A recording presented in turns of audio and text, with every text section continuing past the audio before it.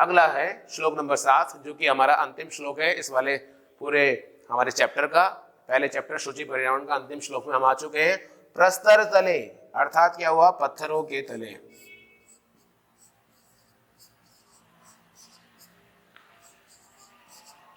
पत्थरों के तले, तले मतलब होता है नीचे, है ना। पत्थरों के नीचे लता तरु गुल्मा, लता माने बेल, ऊपर बता चुका हूं मैं आपको। तरु, तरु के मतलब भी क्या होता है ये भी मैंने आपको ऊपर बताया, पेड़ वृक्ष। गुल्मा, गुल्मा का अर्थ ऊपर नहीं आया है इसलिए ये बताता हूं, ये इंपॉर्टेंट वर्ड है इसलिए मैं लिख दे रहा हूं, आपको आना चाहिए, इसको आप नोट करें। गुल्मा माने क्या हुआ, झाड़ियां। गुल्मा का अर्थ क्या होता है, झाड़ियां। झाड़ियां जो होती है ना उसे संस्कृत में कहते हैं गुल्मा। नो माने, ये ऊपर आ चुका है नो, नो माने नो, आप लोगों को भी नो, आलस नो, इधर ध्यान दो। भवंतु माने हो, भवंतु माने हो। पिष्टा मतलब क्या होता है, ये शब्द हमारे पास कल वाली वीडियो में भी आया था।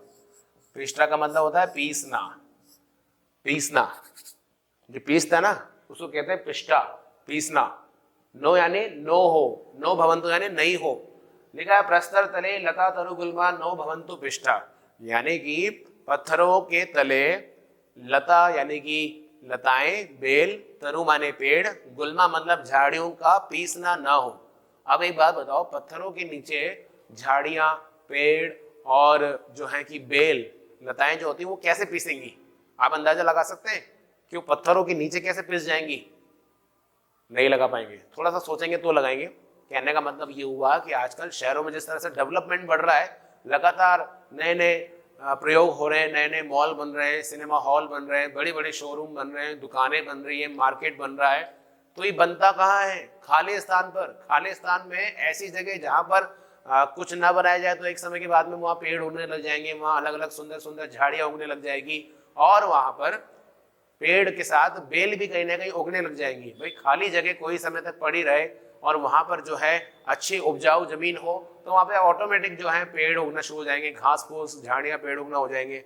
बट अगर वहां पर नया कोई प्रोजेक्ट लगना होगा, कोई नई कंपनी, कोई नया मॉल बनना होगा, नया सिनेमा हॉल, कोई नई बहुत बड़ी बिल्डिंग अगर बननी हो तो क्या होगा? उसकी खुदाई होगी। खुदाई होने से क्या होगा?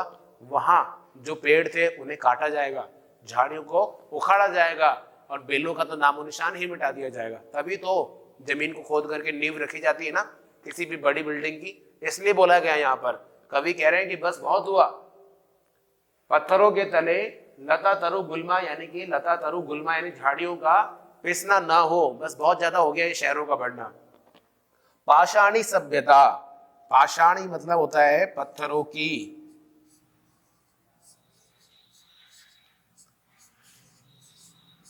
पत्थरों की सभ्यता। सभ्यता का मतलब क्या हुआ? सभ्यता मतलब होता है परंपरा।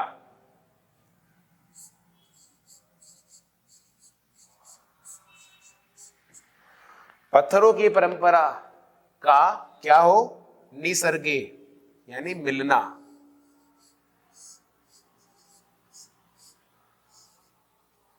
निसर्ग का मतलब यहां होगा मिलना नहीं होगा, यहां निसर्ग का अर्थ होगा प्रकृति के साथ।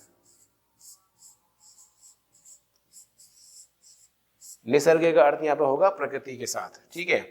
स्यान्न, स्यान्न का हिंदी अर्थ करे उससे पहले मैंने आपको बताया था, इसका संधि विच्छेद क्या होगा? स्यात् प्लस न।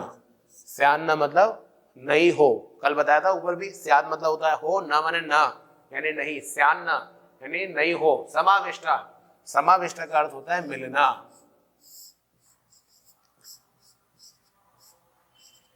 समाविष्टा शब्द का अर्थ क्या हुआ? मिलना। तो लाइन का अर्थ क्या हुआ? पाषाणी सभ्यता का यानी पत्थरों की परंपरा का प्रकृति के साथ में मिलना। स्यान्न मतलब नहीं हो।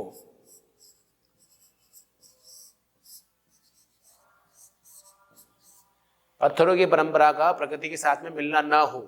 क्यों ना हो? पत्थरों की परंपरा कैसे चलेगी? वही बात जो ऊपर वाली लाइन में हमने देखी थी ना, डेवलपमेंट होगा तो क्या होगा? बड़े बड़े जो है प्रोजेक्ट कहीं लगेंगे किसी खाली स्थान पर, किसी जंगल में, किसी अच्छी जगह पे, तो वहां पर पेड़ों को काट दिया जाएगा, झाड़ियों को उठा लिया जाएगा, है ना, बेलों को उखाड़ दिया जाएगा। तो ये होने से क्या होगा? वहां पत्थर आ जाएंगे और पत्थरों की परंपरा धराधर टच होते होते होते वहां पर शहर बन जाएगा। आप देखते होंगे ना बड़े बड़े शहरों में या अपने आसपास में घर एक दूसरे की चिपके होते हैं। एक घर जहाँ बनता है किसी जगह क्या होता है, सबसे पहले एक ही घर बनता है, वहाँ फ्लैट कट जाते हैं अलग अलग, फिर उसका दूसरा वीडियो बन जाता है और दूसरे के बाद में तीसरा घर बन जाता है, फिर चौथा घर बन जाता है। टच होते होते उनका एक समय के बाद में लाइन बन जाती है पूरी। तो इसलिए यहाँ पर लिखा हुआ है कि पत्थरी यानी पाषाणी सभ्यता का प्रकृति के साथ मिलना न हो, यानी वो आपस में नहीं मिले। मानवाय जीवनम कामये नो जीवन मरणम शुचि पर्यावरण। मानवाय मतलब मनुष्यों के,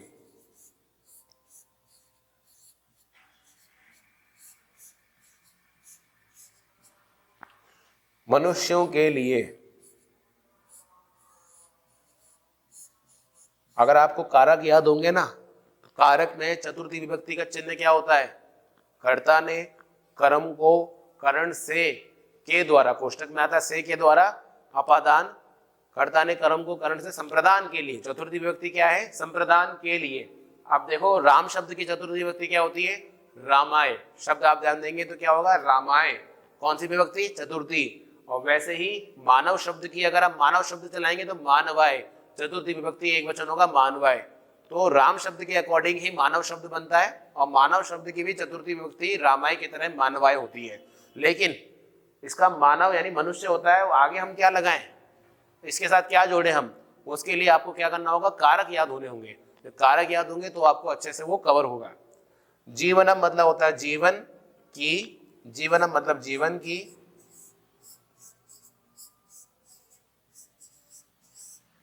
कामये मतलब कामना करता हूं। कामये का मतलब मैं यहां लिख देता हूं, कामये मतलब कामना यानी कि प्रार्थना, इच्छा, कामना करता हूं, कामना करता हूं। नो, नो का मतलब पहले भी आ चुका हमारी वीडियो में। नो का मतलब क्या होता है, नहीं। जीवन मरणम, जीवन मरणम मतलब जीते हुए मरने की, अंडरलाइन कर देते हैं। जीवन मतलब जीते हुए, मरणम मतलब मरने की। पूरा शब्द का अर्थ मैंने यहां लिख दिया है, मरने की, जीते हुए मरने की। जीवनम मतलब जीवन, जीते हुए, मरणम मतलब मरने की। आप समझ सकते हैं जीवनम और यहाँ के बाद में इसके आगे का शब्द होगा मरणम, जीते हुए मरने की। शुचि पर्यावरणम यानी पर्यावरण शुद्ध हो। एक बार वापस तीसरी लाइन समझ लो, मानवाय जीवनम काम है कि मैं मनुष्यों के जीवन की कामना करता हूँ। मैं ईश्वर से प्रार्थना करता हूँ कि मनुष्य का जीवन बना रहे, वो उजड़ ना जाए, वो परेशान ना हो, दुखी ना हो। मैं उनकी जीवन की कामना करता हूँ, कामना माने इच्छा करता हूँ यानी प्रार्थना करता हूँ। नो जीवन मरणम, ना कि जीते हुए मरने की। मैं जीते हुए मरने की कामना नहीं करूंगा। जीते हुए मरना कैसा हुआ, जीते हुए मरना यही तो हुआ जो हमने पूरे पाठ में पढ़ा कि आज हम सब लोग जी तो रहे हैं पर हम खुश नहीं हैं, हम परेशान हैं, हम किसी न किसी बात से चिड़चिड़े हो जाते हैं। क्यों हो जाते हैं, पर्यावरण की वजह से। हमारी जो लाइफ रूटीन है, जो स्टाइल है, जिसमें हम लोग बड़े दुखी हैं, चिड़चिड़े हैं, परेशान हैं, बीमार हैं, कोई ना कोई हमें बीमारी आए दिन लग जा रही है। क्यों, पर्यावरण, आपका आसपास का वातावरण जो है वो आपको ज्यादा बीमार करता है। इसलिए हम जी तो रहे हैं पर उसको शुद्ध नहीं कर रहे हैं। तो जीते हुए मरने की यानी हम जी रहे हैं पर हमारे जीने का क्या फायदा, जब हम दुखी हैं, परेशान हैं, चिड़चिड़े हैं, हमें जल्दी गुस्सा आ जाता है, हम बीमार हैं, आए दिन लगातार नई नई बीमारियां भी लगा रहे हैं, तो ये जीते हुए मरना ही तो हुआ। इसलिए हमारे कवि ने बोला है कि जीवन मरणम यानी जीते हुए मरने की कामना, नो यानी नहीं करता हूं मैं। वापस एक बार हम श्लोक नंबर 7 समझेंगे जो अंतिम है। प्रस्तर तरे लता तरु गुल्मा नो भवन्तु पिष्टा, यानी पत्थरों के तले लता तरु गुल्मा, लता माने बेल, तरु माने पेड़ और गुल्मा माने झाड़ियों का, नो भवन्तु पिष्टा पिसना ना हो, है ना। पाषाणी सभ्यता निसर्गे, पत्थरों की सभ्यता का, निसर्गे मतलब प्रकृति के साथ यानी कि आसपास का जो प्रकृति है उसके साथ, स्यान्ना यानी वर्णिया ना हो, क्या हो, समाविष्टा यानी उनका मिलना ना हो। मानवाय जीवनम कामये, मैं मानव की जीवन की कामना करता हूँ। नो जीवन मरणम, ना कि जीते हुए मरने की। शुचि पर्यावरणम यानी कि पर्यावरण शुद्ध हो। तो ये हमारा इस प्रकार से 7वां श्लोक कंप्लीट हुआ।